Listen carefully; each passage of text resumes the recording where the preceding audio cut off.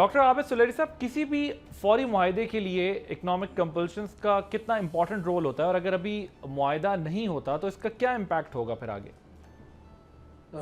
پہلے تو میرا خیال ہے ناظرین کے لیے جاننا بہت ضروری ہے کہ اس طرح کے معاملات میں فوری معاہدہ جو ہے وہ نہیں ہوگا. یہ پچھلی 5 دہائیوں کے ایشوز ہیں، اور اس میں ابھی بھی جو اطلاعات ہیں کہ ٹریک ٹو ڈپلومیسی جو ہے وہ دونوں سائڈوں سے چل رہی ہے، جس کی جانب کل امریکن پریزیڈنٹ نے بھی اشارہ کیا کہ کچھ اچھے لوگوں سے ان کی بات ہوئی ہے، اور ایران نے کافی ساری باتیں مان لی ہیں. تو ایک تو یہ ہے کہ یہ پروسیس ہے، اس کا آؤٹ کم آپ کو فوری نہیں ملے گا. دوسرا، جب ہم اکنامک کمپلشن کی بات کرتے ہیں تو اس وقت ایران جو ہے ابھی بھی اسٹرانگر پوزیشن پہ ہے. بنیادی طور پہ جو کمپلشنز ہیں وہ اسٹریٹ آف ہارمز کے نئے بلاکڈ جو امریکن بلاکڈ ہے اس کے بعد دنیا کے لیے کھڑی ہو جائیں گی. چونکہ اس سے پہلے جو تھا امریکہ نے ایرانین آئل کی جو ترسیل تھی اس میں سینکشن کو تھوڑا ریلیف دی تھی، اور تقریباً 1.4 ملین بیرل جو ہے تیل پر ڈے وہ ایران کا سپلائی ہو رہا تھا. اب اگر ایرانین پورٹس جو ہے وہاں پہ نقل و حمل پہ پابندی لگتی ہے تو اس کا مطلب ہے کہ ایران پہ پابندی لگنا. اگر امریکہ یہ سمجھتا ہے کہ اس سے ایران جو ہے وہ کمزور ہو کے معاہدے پہ آ جائے گا تو ایسا نہیں ہوگا. ہمارے پاس 2020 کی مثال سامنے ہے. 2020 میں بھی جب ایران کی ایکسپورٹ پہ پابندی لگی تھی تو جسٹ آپ کو ناظرین کو میں نمبر دے رہا ہوں کہ 2018 میں ایران جو ہے وہ تقریباً 2.5 ملین بیرل پر ڈے جو ہے وہ ایکسپورٹ کیا کرتا تھا. وہ ایکسپورٹ گر کے 4 لاکھ بیرل پہ آ گئی تھی، لیکن ایران سروائیو کرتا رہا. اب بھی ایران کا آف شور جو ذخائر ہیں تقریباً 100 ملین بیرل کے ذخائر اس کے آف شور پڑے ہوئے ہیں چائنا اور ملائیشیا میں، جن کو کہ وہ چائنیز یوان میں بیچ کے اگلے 6 مہینے بڑے آرام سے وہ اپنے گزار سکتا ہے. تو تھوڑا سا یہ وار آف نرو تو ہے. یہ اکنامک چیلنج اور اکنامک ٹربل ضرور بن رہی ہے یہ وار، لیکن باقی دنیا کے لیے یہ بنے گی انکلوڈنگ امریکن کنزیومرز. ایران کو شاید اگر اسٹرینگولیٹ کرنا جا رہا ہے امریکہ اس سے تو کیونکہ ان کے اپنے بہت سارے اب ہوم گرون پروڈکٹس ہیں، ان کا ریلائنس اپنی ہوم گرون پروڈکٹس کے اوپر زیادہ ہے. اور جس طرح بھی آپ نے چائنا کا بھی حوالہ دیا کہ وہ یوان میں ڈیل کر کے اپنی جو ریکوائرمنٹ ہے وہ پوری کر لے گا. اور ویسے بھی ایک کنٹری جس کو آئیڈیا ہو کہ وہ اس پر جنگ امپوز بھی ہوئی ہے اور کسی بھی وقت ہو سکتی ہے، یا وہ ایک اسٹینڈ آف کی پوزیشن میں ہی تھا، تو ظاہر ہے انہوں نے اپنا انٹرنل ہوم ورک تو یقیناً کیا ہوگا، چاہے وہ ان کی ملٹری ہو یا ان کے سویلینز ہوں. جنرل احسان محمود صاحب، یہ بتائیں کہ آپ کے خیال میں وہ کون سا پوائنٹ ہے جس پر دونوں جو فریقین ہیں ایران اور امریکہ، ان کے درمیان کوئی مڈل گراؤنڈ پر پہنچنا مشکل ہوگا؟ آپ کو لگتا ہے کہ نہیں، اس پوائنٹ پر یہ ایک ساتھ نہیں آ سکیں گے؟ اور اس میں اسرائیل کا رول کتنا امپورٹنٹ دیکھتے ہیں؟ اور دیٹس ویری امپورٹنٹ کویشچن. عادل صاحب، ان فرسٹ پلیس دونوں طرف اسٹریٹجک کلیئرٹی ایگزسٹ کرتی ہے کہ بالآخر اس کا حل ڈپلومیسی میں، بالآخر اس کا حل امن مذاکرات میں، اور ایک کنکلوسیو اور کمپریہنسو امن کے اندر ہے. جو درمیانی نکات ہیں، ایک طرف 10 نکات تھے، ایک طرف 15 نکات تھے، جو پریزیڈنٹ ٹرمپ نے بھی کہا کہ ایران کے 10 نکات ایک اچھا ورکنگ فریم ورک بن سکتا ہے.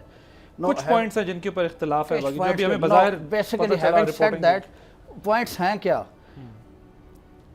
امریکہ کے پاس نیوکلیر ایشو ہے، دوسرا اسٹریٹ آف ہارمز کو کھلوانا. نیوکلیر ایشو 2015 میں چاہتے ہیں کہ کمپرومائز کیا جائے، ان کی جو میزل پروڈکشن ہے کوالٹی ہے، دیٹس پارٹ آف اٹ. 2015 میں جے سی پی او ہے، joint comprehensive plan of action میں کنکلوڈ ہو چکا تھا نیوکلیر ایشو. اس کے اندر آئی اے ای کے سیف گارڈ میں چلا گیا، آئی اے ای کی انسپیکشن میں سیٹلفیکٹری ڈکلیئر کر دی گئی. Second is strait of Hormuz کا کھلنا. But even then U S A withdrew in 2017. لوگوں کو یہ پتا ہونا چاہیے کہ امریکن پریزیڈنٹ ٹرمپ ہی تھے اس وقت، اور انہوں نے ایک دم آل سڈن یہ سارا ڈائلاگ شائلاگ سب کچھ سیٹسفیکشن اپنی ایک طرف پھینک کے کہا کہ بس ختم بات چیت ختم. That's the issue. No on the other hand strait of Hormuz کا کھلنا، اسٹریٹ آف ہارمز تو جنگ سے پہلے کھلی ہوئی تھی. جب اسرائیل نے اٹیک کیا، امریکہ نے اٹیک کیا، اس کے بعد بند ہوئی. نو یہ دونوں چیزیں آلریڈی ان پہ کنکلوژن ہو چکے ہوئے تھے، ان کے اوپر سے یہ چیزیں اور کنکلوڈ آج بھی ہو سکے. دوسری سائڈ سے ایشو کیا ہے؟ دوسری سائڈ پہ وہ ایسٹس ڈی فریز کرنے کی بات کر رہے ہیں، ایران سینکشن ہٹانے کی بات کر رہے ہیں. میرے خیال میں ان دونوں سائڈوں کو درمیان میں لے کر آنا، مڈل گراؤنڈ پر آنا کوئی مشکل نہیں ہے. وہ اسٹریٹجک کلیئرٹی ایگزسٹ کرتی ہے. لیکن جو آپ نے اسرائیل کے رول کی بات کی, Israel can act as a spinner, Israel can act as a spoiler. تو کرنا کیا ہے, نمبر 1 تو امن مذاکرات جاری رہنے چاہیے, نمبر 2 اور اسی کلیئرٹی کے ساتھ نمبر 2 ان اسپائلرز اور اسپینر سے بچنے کی ضرورت ہے, اور وہ دونوں سائڈس کو بچنے کی ضرورت ہے.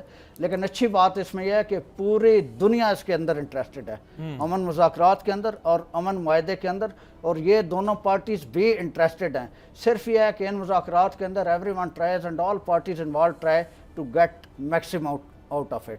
مڈل گراؤنڈ بہرحال اس میں دیکھا جا سکتا ہے اور آئے گا, اور پاکستان کے ایفرٹس انڈیڈ اگین کمینڈیبل ہیں اس کے اندر, اور پاکستان کے ایفرٹس کامیاب بھی ہوں گے انشاءاللہ. بڑی انٹرسٹنگ ڈیولپمنٹس ہو رہی ہیں. اٹلی نے بھی اپنا, اٹلی کا جو سیکیورٹی ایگریمنٹ تھا اسرائیل کے ساتھ وہ انہوں نے اپنا سسپینڈ کر دیا ہے, اور قطر نے بھی پاکستان کے اس پیس پروسیس کو جو ہے وہ سپورٹ دے دی ہے, حمایت کر رہے ہیں اس سارے پروسیس کو.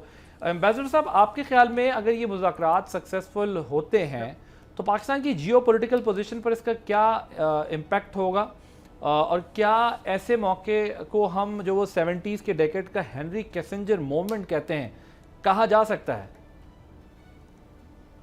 جی, اب یہی ہے کہ ہنری کیسنجر مومنٹ ہو یا ٹرمپ مومنٹ ہو, جو فائدہ ہمیں جو ہوگا وہ جب ہوگا جب ہماری ایک کلیئرٹی ہو کہ ہم چاہتے کیا ہیں, بہت ان دا سیکورٹی ڈومین یا اکنامک ڈومین میں ہماری آبجیکٹیوز کیا ہیں, اور کس طریقے سے ہم وہ آبجیکٹیوز حاصل کرنا چاہتے ہیں.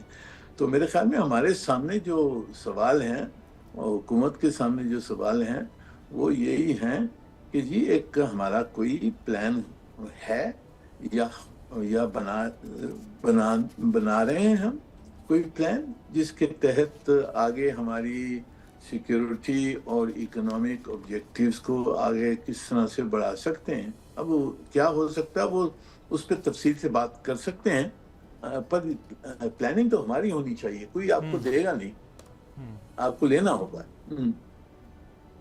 تو آپ کا کیا انالیسس, اسسمنٹ اور ایکسپیرینس بتاتا ہے کہ کیا ہماری تیاری ہے اس سلسلے میں کچھ, کہ ہم کیسے ایڈوانٹیج لے سکتے ہیں اس ساری سچویشن کا؟